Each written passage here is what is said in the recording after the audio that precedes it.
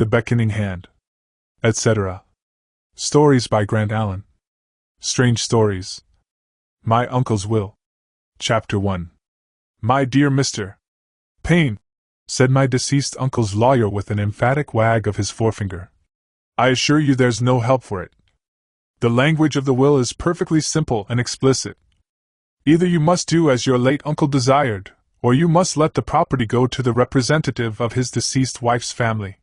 But surely, Blenkinsop, I said deprecatingly, we might get the Court of Chancery to set it aside, as being contrary to public policy, or something of that sort. I know you can get the Court of Chancery to affirm almost anything you ask them, especially if it's something a little abstruse and out of the common. It gratifies the court's opinion of its own acumen. Now clearly it's contrary to public policy that a man should go and make his own nephew ridiculous by his last will and testament, isn't it? Mr. Blenkinsop shook his head vigorously. Bless my soul, Mr. Payne, he answered, helping himself to a comprehensive pinch from his snuff-box, an odious habit, confined, I believe, at the present day to family solicitors. Bless my soul, my dear sir, the thing's simply impossible. Here's your uncle, the late Anthony Aiken, Esquire, deceased, a person of sound mind and an adult male above the age of 21 years. To be quite accurate, itatis so, 78, makes his will, and duly attests the same in the presence of 2 witnesses. Everything quite in order, not a single point open to exception in any way. Well, he gives and bequeaths to his nephew, Theodore Payne, gentleman, that's you, after a few unimportant legacies, the bulk of his real and personal estate, provided only that you adopt the surname of Aiken, prefixed before and in addition to your own surname of Payne. But, and this is very important, if you don't choose to adopt and use the said surname of Aiken, in the manner hereinbefore recited, then and in that case, my dear sir, why then and in that case, as clear as currant jelly, the whole said residue of his real and personal estate is to go to the heir or heirs at law of the late Amelia Maria Susanna Aiken, wife of the said Anthony Aiken, Esquire, deceased. Nothing could be simpler or plainer in any way, and there's really nothing on earth for you to do except to choose between the 2 alternatives so clearly set before you by your deceased uncle. But look here, you know, Blenkinsop, I said appealingly, no fellow can really be expected to go and call himself Aiken Payne, now can he? It's positively too ridiculous. Mightn't I stick the Payne before the Aiken, and call myself Payne Aiken, eh? That wouldn't be quite so absurdly suggestive of a perpetual toothache. But Aiken Payne! Why, the comic papers would take it up immediately. Every footman in London would grin audibly when he announced me. I fancy I hear the fellows this very moment, flinging open the door with a violent attempt at seriousness, and shouting out, Mr. Hatching Payne, ha ha ha! With a loud guffaw behind the lintel. It would be simply unendurable. My dear sir, answered the unsympathetic Blenkinsop, most unsympathetic profession, an attorney's, really. The law doesn't take into consideration the question of the probable conduct of footmen. It must be Aiken Payne or nothing. I admit the collocation does sound a little ridiculous, to be sure, but your uncle's will is perfectly unequivocal upon the subject. In fact, ahem! I drew it up myself, to say the truth, and unless you call yourself Aiken Payne, in the manner hereinbefore recited, then and in that case, observe, there's no deception, then and in that case the heir or heirs at law of the late Amelia Maria Susanna aforesaid will be entitled to benefit under the will as fully in every respect as if the property was bequeathed directly to him, her, or them, by name, and to no other person. And who the dickens are these heirs at law, Blenkinsop? I ventured to ask after a moment's pause, during which the lawyer had refreshed himself with another prodigious sniff from his snuff-box. Who the dickens are they, Mr. Payne? I should say Mr. Aiken Payne, ahem, why, how the dickens should I know, sir? You don't suppose I keep a genealogical table and full pedigree of all the second cousins of all my clients hung up conspicuously in some spare corner of my brain, do you, eh? Upon my soul, I really haven't the slightest notion. All I know about them is that the late Mrs. Amelia Maria Susanna Aiken, deceased, had one sister, who married somebody or other somewhere, against Mr. Anthony Aiken's wishes, and that he never had anything further to say to her at any time. But where she's gone and how she fares, nobody knows and nobody cares, sir, as the poet justly remarks. I was not previously acquainted with the poet's striking observation on this matter, but I didn't stop to ask Mr. Blenkinsop in what author's work these stirring lines had originally appeared. I was too much occupied with other thoughts at that moment to pursue my investigations into their authorship and authenticity. "Upon my word, Blenkinsop," I said, "I've really half a mind to shy the thing up and go on with my schoolmastering." Mr. Blenkinsop shrugged his shoulders. "Believe me, my dear young friend," he said sententiously, 1,200 a year is not to be sneezed at. Without inquiring too precisely into the exact state of your existing finances, I should be inclined to say your present engagement can't be worth to you more than 300 a year." I nodded acquiescence. "The exact figure," I murmured. "And your private means are?" "Non-existent," I answered frankly. "Then, my dear sir, excuse such plainness of speech in a man of my profession, but if you throw it up you will be a perfect fool, sir, a perfect fool, I assure you. But perhaps, Blenkinsop, the next of kin won't step in to claim it. Doesn't matter a bit, my dear fellow. Executors are bound to satisfy themselves before paying you over your legacy that you have assumed and will use the name of Aiken before and in addition to your own name of Payne, in the manner hereinbefore recited. There's no getting over that in any way." I sighed aloud. 1,200 a year is certainly very comfortable," I said. "But it's a confounded bore that one should have a condition tacked onto it which will make one a laughing-stock for life to all the buffoons and idiots of one's acquaintance." Blenkinsop nodded in modified assent. "After all," he answered, "I wouldn't mind taking it on the same terms myself." "Well," said I, "che sera. If it must be, it must be, and you may put an advertisement into the Times accordingly. Tell the executors that I accept the condition." Chapter 2. "I won't stop in town," said I to myself, "to be chaffed by all the fellows at the club and in the master's room at St. Martin's. I'll run over on the continent until the wags, confound them, have forgotten all about it. I'm a sensitive man, and if there's anything on earth I hate it's cheap and easy joking and punning on a name or a personal peculiarity which lays itself open obviously to stupid buffoonery. Of course I shall chuck up the schoolmastering now, it's an odious trade at any time, and I may as well take a pleasant holiday while I'm about it. Let me see, Nice or Cannes or Florence would be the best thing at this time of year. Escape the November fogs and January frosts. Let's make it Cannes, then, and try the first effect of my new name upon the corpus file of the Canois." So I packed up my portmanteau hurriedly, took the 7.45 to Paris, and that same evening found myself comfortably ensconced in a wagonlet, making my way as fast as the Lyons line would carry me en route for the blue Mediterranean. The Hôtel du Paradis at Cannes is a very pleasant and well-managed place, where I succeeded in making myself perfectly at home. I gave my full name to the concierge boldly. Thank heaven, I thought.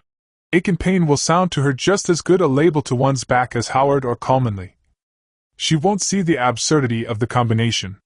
She was a fat Vaudois Swiss by origin, and she took it without moving a muscle. But she answered me in very tolerable English, me, who thought my Parisian accent unimpeachable. "Very well, sir, your letters shall be sent to your apartments."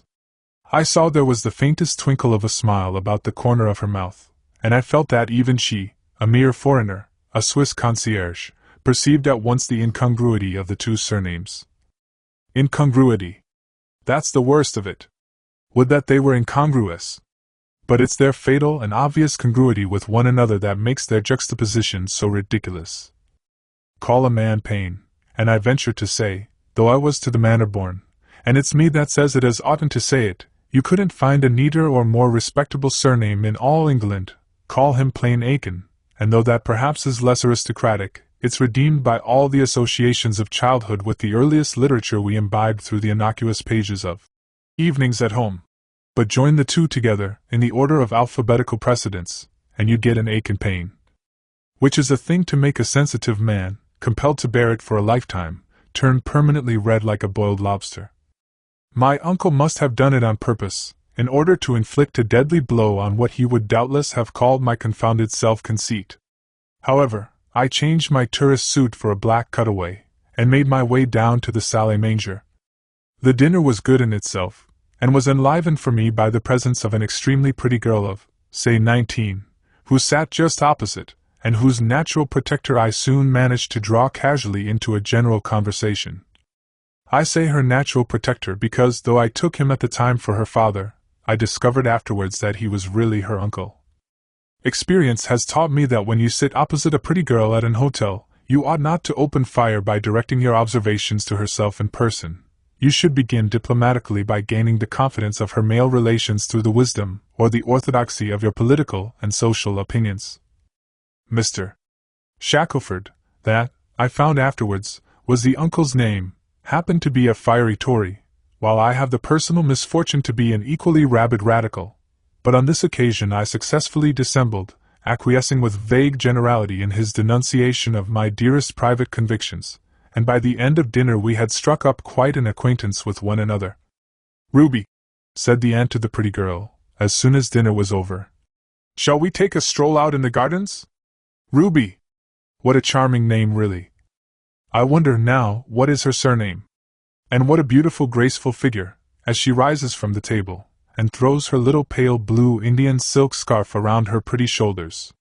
Clearly, Ruby is a person whose acquaintance I ought to cultivate. "Uncle won't come, of course," said Ruby, with a pleasant smile. "What teeth!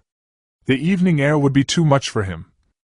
You know," she added, looking across to me, "almost everybody at Ken is in the invalid line, and mustn't stir out after sunset.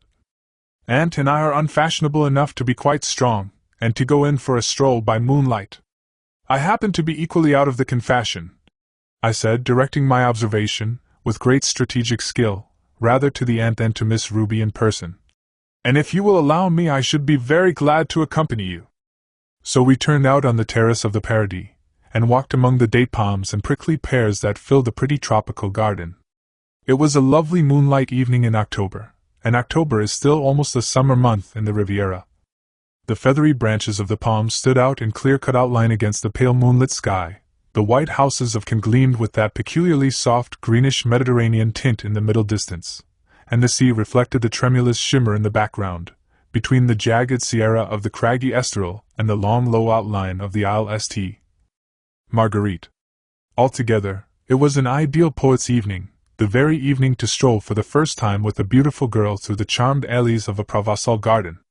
Ruby Escart, she gave me her name before long, was quite as pleasant to talk to as she was beautiful and graceful to behold. Fortunately, her aunt was not one of the race of talkative old ladies, and she left the mass of the conversation entirely to Ruby and myself. In the course of half an hour or so spent in pacing up and down that lovely terrace, I had picked out, bit by bit, all that I most wanted to know about Ruby Escart. She was an orphan, without brothers or sisters, and evidently without any large share of this world's goods, and she lived with her aunt and uncle, who were childless people, and who usually spent the summer in Switzerland, retiring to the Riviera every winter for the benefit of Mr. Shackelford's remaining lung. Quite simple and unaffected Ruby seemed, though she had passed most of her lifetime in the too knowing atmosphere of continental hotels, among that cosmopolitan public which is so very sharp-sighted that it fancies it can see entirely through such arrant humbug as honor in men and maidenly reserve in women. Still, from that world Ruby Escart had somehow managed to keep herself quite unspotted, and a simpler, prettier, more natural little fairy you wouldn't find anywhere in the English villages of half a dozen counties. It was all so fresh and delightful to me, the palms, the Mediterranean, the balmy evening air, the gleaming white town, and pretty Ruby Escart, that I walked up and down on the terrace as long as they would let me, and I was really sorry when good Mrs. Shackelford at last suggested that it was surely getting time for Uncle's game of cribbage. As they turned to go, Ruby said good evening, and then, hesitating for a moment as to my name, said quite simply and naturally, "Why, you haven't yet told us who you are, have you?" I colored a little, happily invisible by moonlight, as I answered, "That was an omission on my part, certainly. When you told me you were Miss Escart, I ought to have mentioned in return that my own name was Aikenpayne, Theodore Aikenpayne. If you please, may I give you a card?" "Aikenpayne," Ruby said with a smile.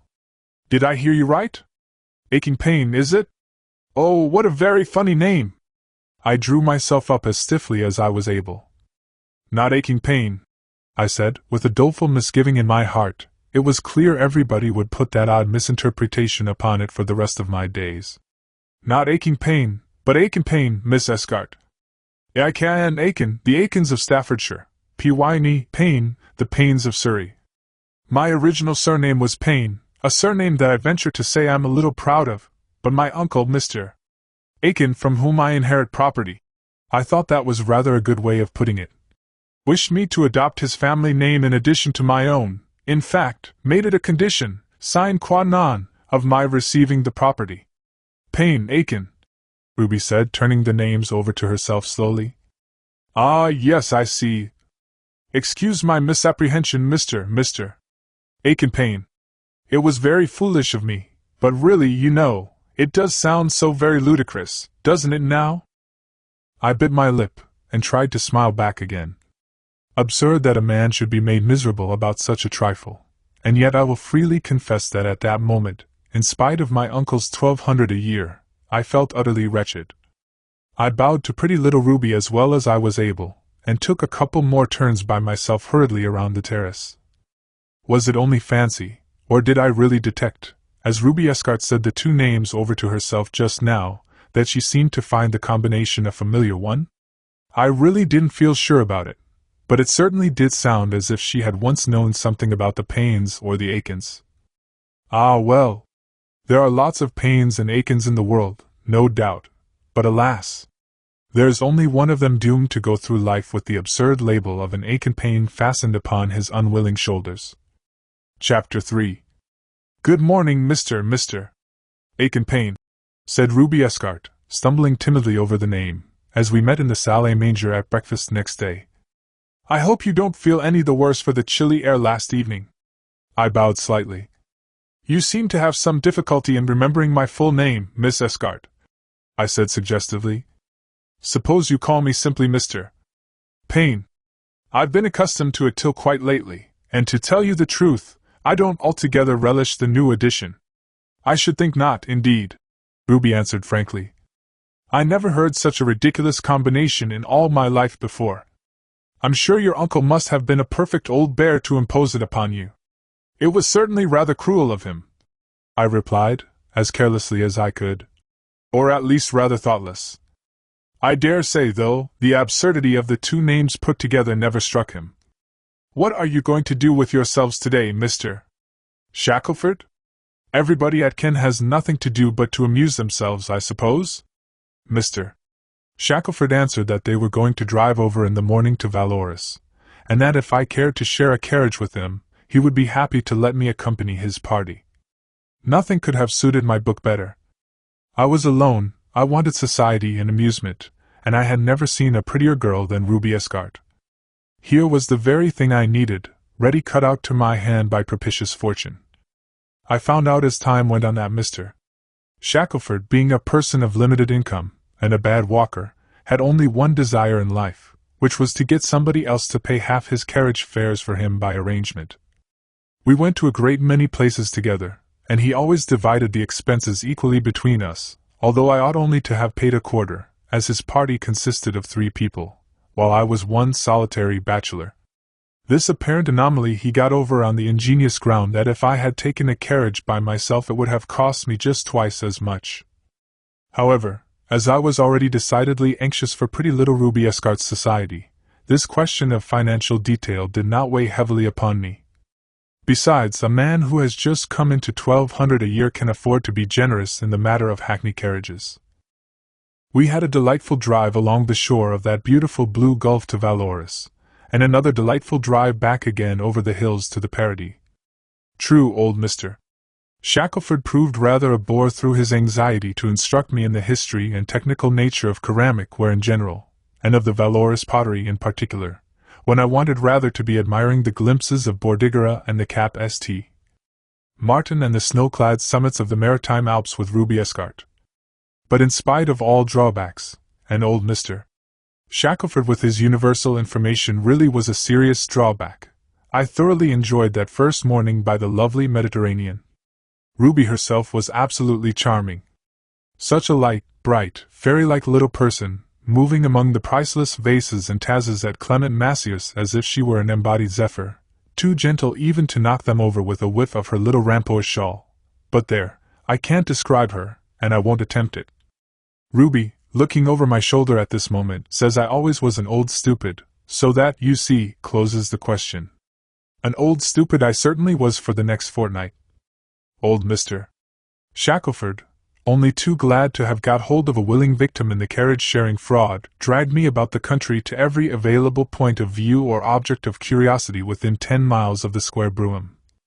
Ruby usually accompanied us, and as the two old people naturally occupied the seat of honor at the back of the carriage, why, of course Ruby and I had to sit together with our backs to the horses, a mode of progression which I had never before known to be so agreeable. Every evening, Ruby and I walked out on the terrace in the moonlight, and I need hardly say that the moon, in spite of her pretended coldness, is really the most romantic and sentimental satellite in the whole solar system. To cut a long story short, by the end of the fortnight I was very distinctly in love with Ruby, and if you won't think the avowal a conceited one, I venture to judge by the sequel that Ruby was almost equally in love with me. One afternoon, towards the close of my second week at Cannes, Ruby and I were sitting together on the retired seat in the grounds beside the pond with the goldfish. It was a delicious sunny afternoon, with the last touch of southern summer in the air, and Ruby was looking even prettier than usual, in her brocade patterned print dress, and her little straw hat with the scarlet poppies. Ruby always dressed, I may say dresses, in the very simplest yet most charming fashion. There was something in the time and place that moved me to make a confession I had for some time been meditating. So I looked straight in her face, and not being given to long speeches, I said to her just this. Ruby, you are the sweetest girl I ever saw in my life. Will you marry me? Ruby only looked at me with a face full of merriment, and burst out laughing. Why, Mr. Payne, she said, she had dropped that hideous prefix long ago. You've hardly known me yet a fortnight, and here you come to me with a regular declaration. How can I have had time to think about my answer to such a point-blank question? If you like, Ruby, I answered, we can leave it open for a little, but it occurs to me you might as well say yes at once, for if we leave it open, common sense teaches me that you probably mean to say yes in the long run. And to clench the matter outright, I thought it best to stoop across and kiss Ruby just once, by way of earnest. Ruby took the kiss calmly and sedately, so then I knew the matter was practically settled. But there's one thing, Mr. Payne, I must really insist upon, Ruby said very quietly. And that is that I mustn't be called Mrs. Aiken Payne. If I marry you at all, I must marry you as plain Mr. Payne without any Aiken. So that's clearly understood between us. Here was a terrible condition indeed. I reasoned with Ruby, I explained to Ruby. I told Ruby that if she positively insisted upon it I must go back to my 300 a year and my paltry schoolmastership, and must give up my Uncle Aiken's money.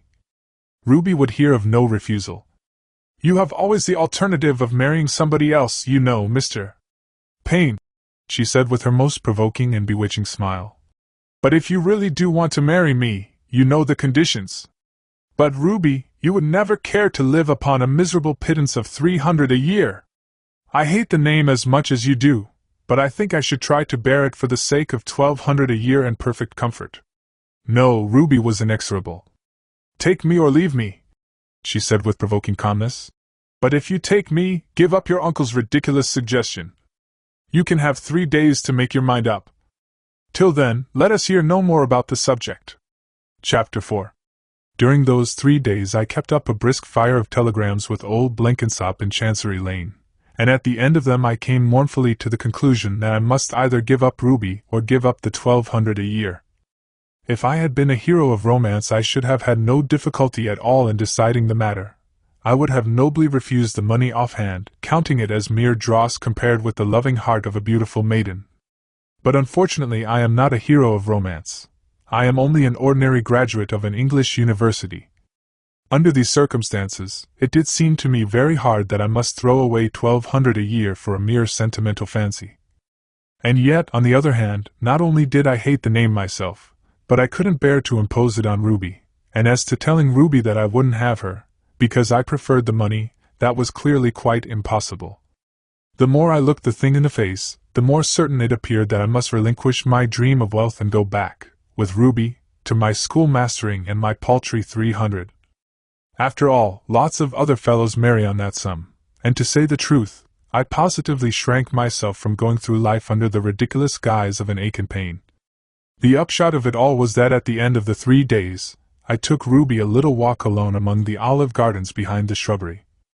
"Ruby," I said to her falteringly, "you're the most fantastic, self-willed, imperious little person I ever met with, and I want to make just one more appeal to you. Won't you reconsider your decision, and take me in spite of the surname?" Ruby grubbed up a little weed with the point of her parasol, and looked away from me steadfastly as she answered with her immovable and annoying calmness. "No, Mr. Payne, I really can't reconsider the matter in any way. It was you who took 3 days to make your mind up. Have you made it up yet or not, pray?" "I have made it up, Ruby." "And you mean?" she said interrogatively, with a faint little tremor in her voice which I had never before noticed, and which thrilled through me with the ecstasy of a first discovery. "And I mean," I answered, "to marry you, Ruby, if you will condescend to take me, and let my Uncle Aiken's money go to Halifax. Can you manage, Ruby, to be happy, as a poor schoolmaster's wife in a very tiny cottage?" To my joy and surprise, Ruby suddenly seized both my hands in hers, kissed me twice of her own accord, and began to cry as if nothing could stop her. "Then you do really and truly love me," she said through her tears, holding fast to my hands all the time. "Then you're really willing to make this great sacrifice for me?" "Ruby," I said, "my darling, don't excite yourself so.